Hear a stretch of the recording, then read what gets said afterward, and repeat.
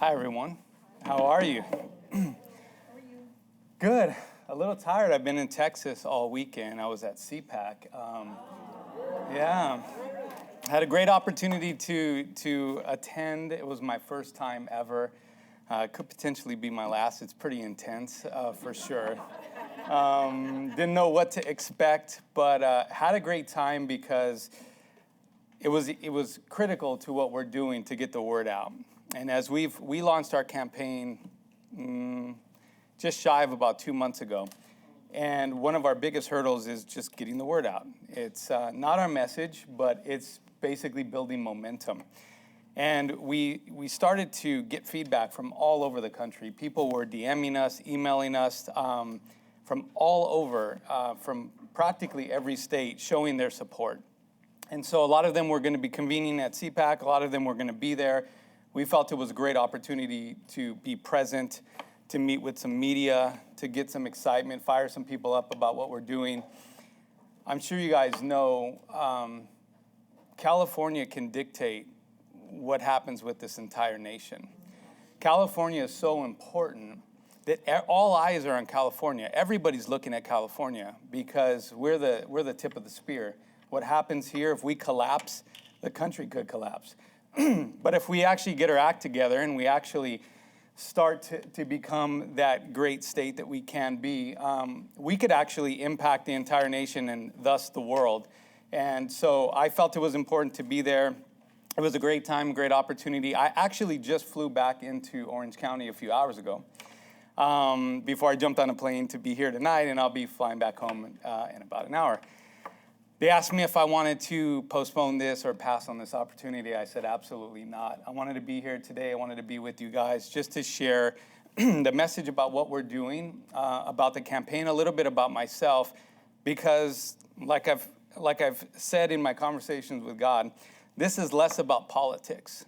There's more at stake right now than just politics. What's happening here in California is deeper than just politics. I believe we're in a battle for our soul and our soil. And I think we have a small window of time to actually turn this state around.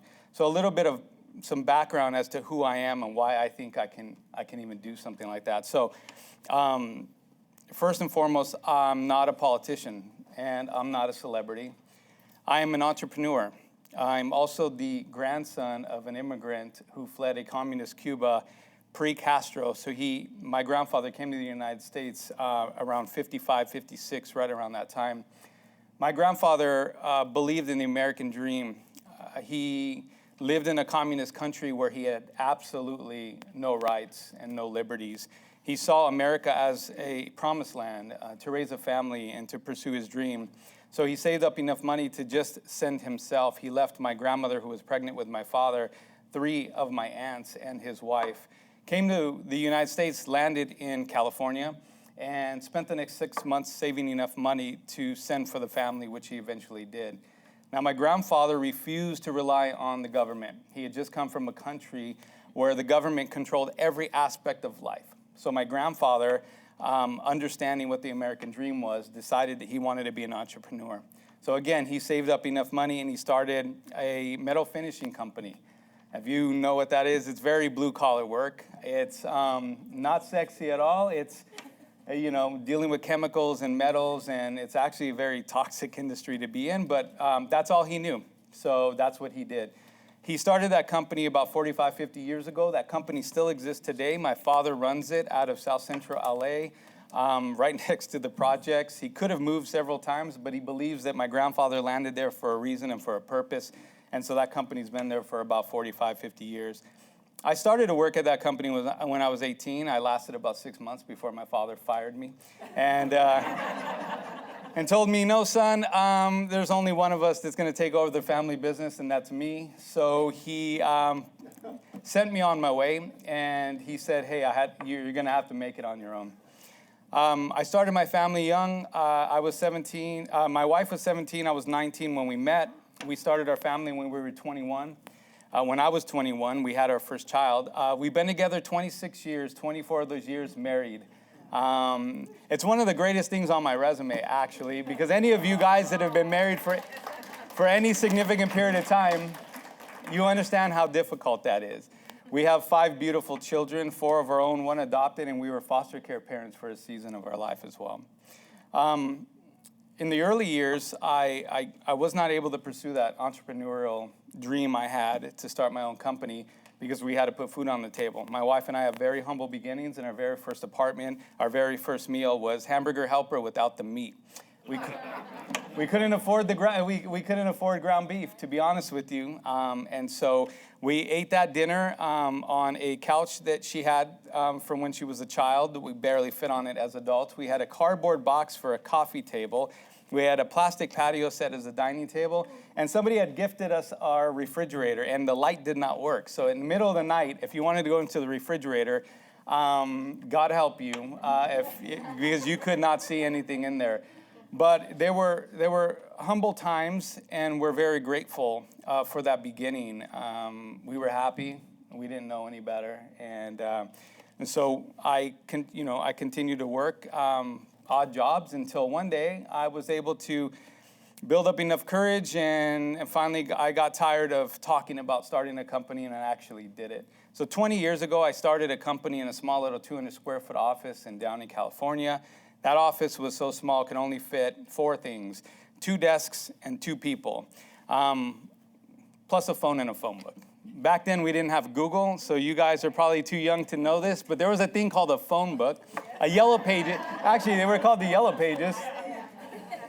And so I couldn't Google companies. So every night, I would basically go through the yellow pages and just start and call company after company after company, soliciting our services and trying to build this thing up. And so through hard work, sweat equity, and a lot of determination and a lot of grace, I've built that company up over the last 20 years to what Inc. magazine just called one of the fastest growing privately held companies in America, 2 years in a row, one of them being 2020 in the height of a pandemic.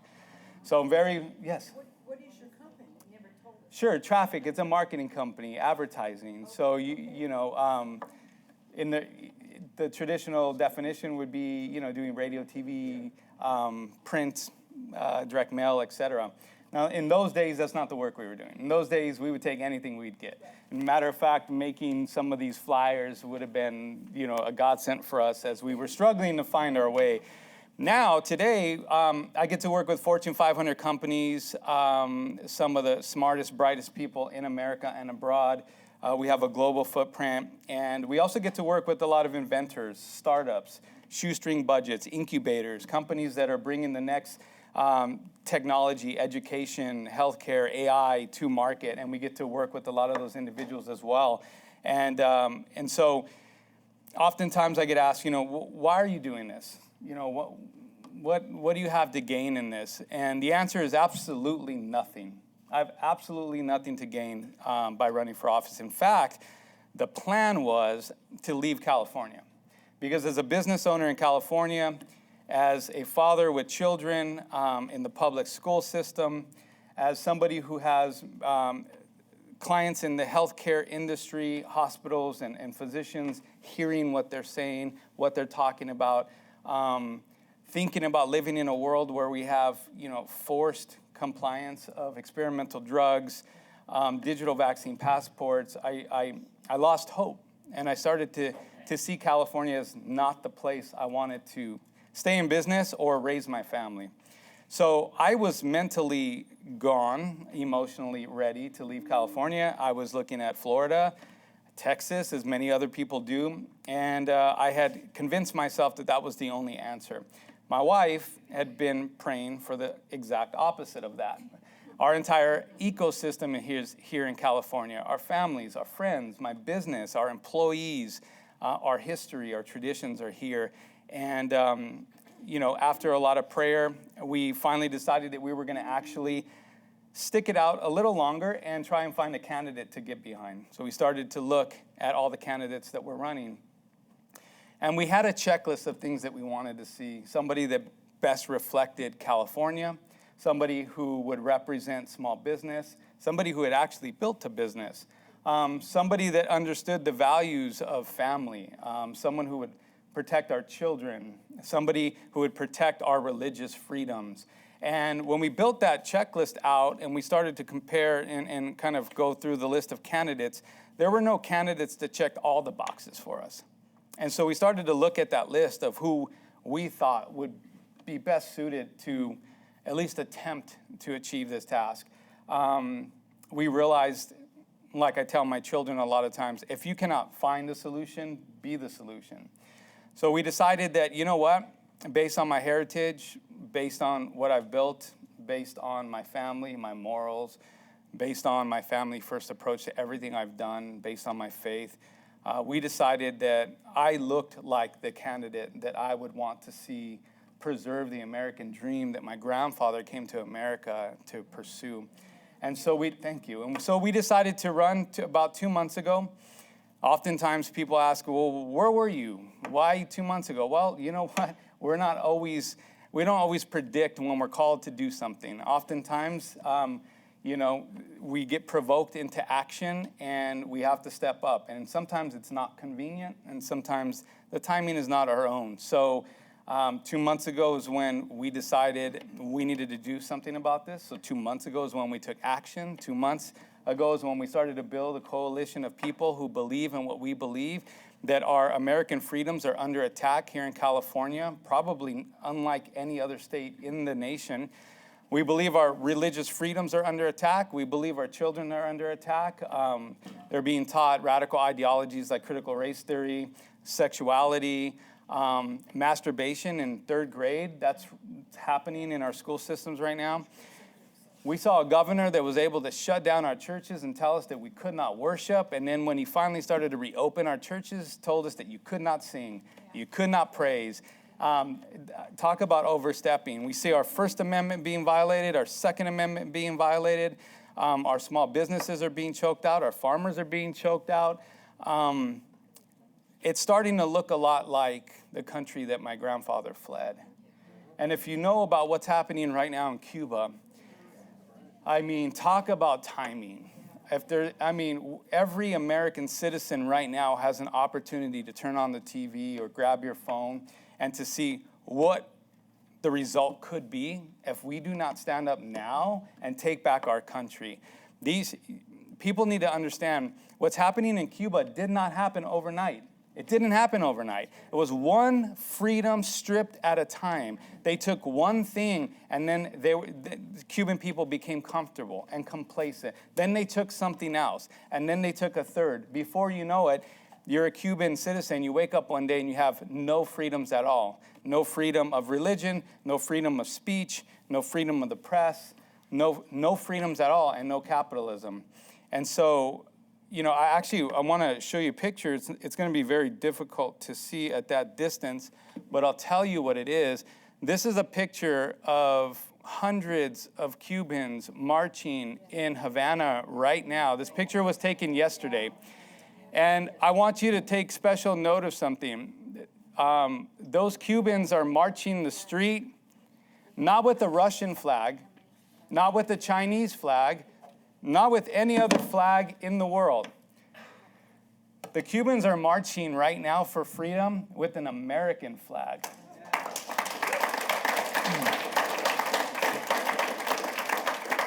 And I think it's important to understand something.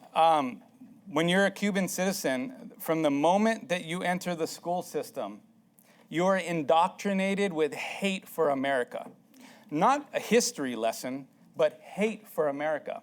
They teach you that America is the great oppressor, that America is to blame for all of the problems, for the famine, for the starvation, for their economic downfall, that America is to blame for all of it. It's indoctrinated at a kindergarten level and continues all the way through college.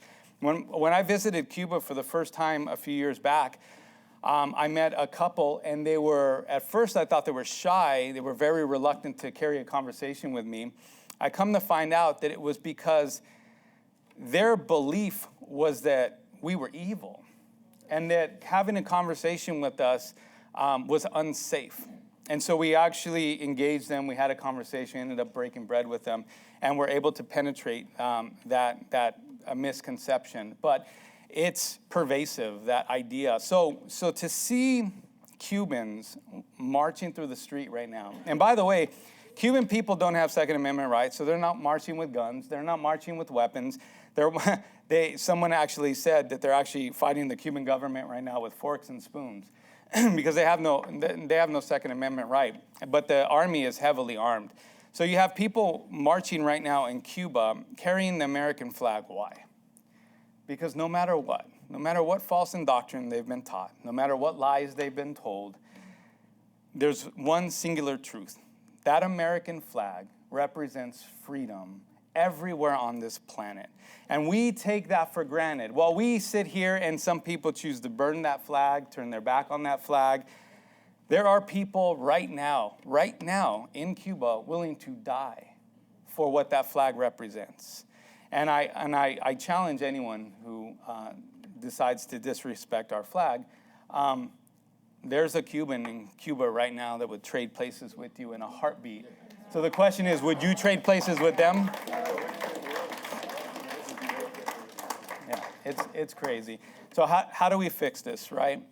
I don't think that what we need is another politician. I think that what we've seen is the byproduct of politician after politician solving things the way only politicians can, within the structure and confines of the system. What is an entrepreneur? An entrepreneur takes something, he breaks it, puts it back together better. He wants to understand how it works.